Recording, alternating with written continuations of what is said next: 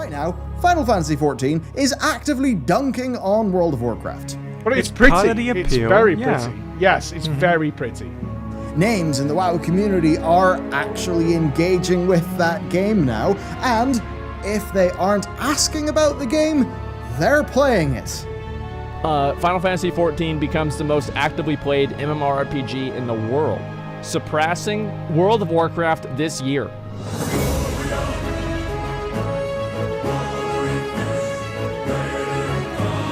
Even some of us are doing sponsored streams, and that shows a degree of community targeting from Squeenix. Right, of course, when Blizzard is busy spending their time jamming their feet in their mouth. You can absolutely say that the Final Fantasy community seems to love their game a lot more than the WoW players. I think that means something. It does. That definitely fucking means something.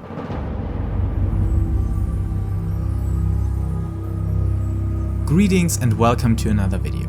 Initially, I didn't want to talk about this topic, but as in the past couple of days the whole YouTube MMO landscape looked like WoW players talks about Final Fantasy XIV, things WoW can learn from Final Fantasy, why I quit WoW for Final Fantasy, or deep throat problems, which is a recommendation I feel a bit ambivalent about.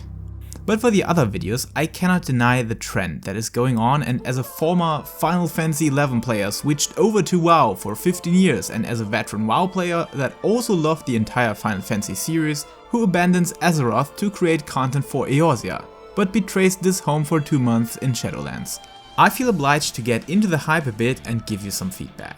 First of all, I really think that Bellular, who is a long-time WoW content creator that I learned about for the first time in Legion, where he was producing very good lore summaries that told the viewer all about the recent events or teasers that happened during Legion or earlier, where Blizzard has proven their expertise of hiding away most of the plot elements. Real talk, my friends, the lore behind the World of Warcraft universe is really not that bad and can be explored for days after days to come.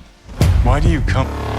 But due to the fact that it is simply lacking the tremendous presentation that Final Fantasy is offering, WoW needs people like Bellular even more than we need Aethys Asher, that is still a wonderful content creator which you should check out for all sorts of lore content. Nonetheless, Bellular actually inspired me in many aspects of the style of my videos, like using cinematic trailers, teasers or cutscenes to highlight scenes or game aspects that I'm talking about. And I literally considered producing videos in this style in a German language for WoW Legion. But as you firmly know, I switched the game and so the content with it. Still, as a viewer, I really enjoy this content a lot while grinding down world quests or invasions on the Broken Isles, watching old gods tease the future plot pieces and Bellular speculating about their meaning, which has been a really good time and definitely an inspiration for me as a content creator. Especially when he also went into the direction of criticizing Blizzard for bad policy or market strategies to literally rob money off of players. And due to this reason and from the fact that he runs a channel with 600,000 subscribers, I'm truly honored that he used my relic footage in his video. How do the cool kids call this? Full circle moment or senpai notice me? Whatever, I really think that Bellular would be a great blessing to our community, as even if you may not like to hear it, he is able to criticize certain problematic state of things that even Final Fantasy XIV cannot deny, and if being honest, especially our content creator section is missing those people that are able to take up the fight against protective gatekeeping. Above that, Bellular and his community will definitely have an immense impact on Final Fantasy XIV, even if some of you consider this as an act of assault or break-in into our beautiful Eorzea, at least Yoshi P and the team will be able to benefit from this, and may use this increase in popularity and numbers to stack up their development manpower and push out more and more refined content for all of us, which is beneficial without a doubt. Furthermore, I have watched Preach Gaming's video where he tried to analyze Final Fantasy XIV boss mechanics, and it was super funny to see him struggle with the many things we are used to. Preach is also a big WoW creator with 400,000 of subscribers and a true plethora of WoW content to back up his journey and MMO experience. So a positive review and feedback on the actual endgame of Final Fantasy XIV is easily able to persuade many WoW players into giving Final Fantasy a try. Especially those that have been restrained to test it out, because they think PvE and raiding is not as competitive as WoW's mythic content. And for all of you that found their way to this video, you won't be disappointed with Savage and Ultimate content. These are easily comparable to all sorts of mythic raiding content, and Ultimate may even be a slight push above that. But if you don't believe me, or all the hardcore raiders that actually don't care about the Japanese aspects of the story or the wonderful reasons to play Final Fantasy XIV, they dedicate their free time and MMO passion to hardcore raiding for a good reason. So come in and try it out. And apart from the many WoW streamers that already started their journey in Eorzea, I really feel like Asmongold is at least triggered to give it a try. Of course, I'm honestly not sure if he would be a benefit to this game. But when looking at the aspect with raw numbers, publicity is publicity, and this may become another milestone for Square Enix and their team to get the game we love so much on the bigger screen. And I know, some of you may think of Asmongold as a clown or as the eyebrow-weaving leader of neckbeards, but however impact it may have on Eorzea or the community we praise so much with good reason or undeservingly, this will be the result without a doubt. Now, nobody wants to play on a dying MMO.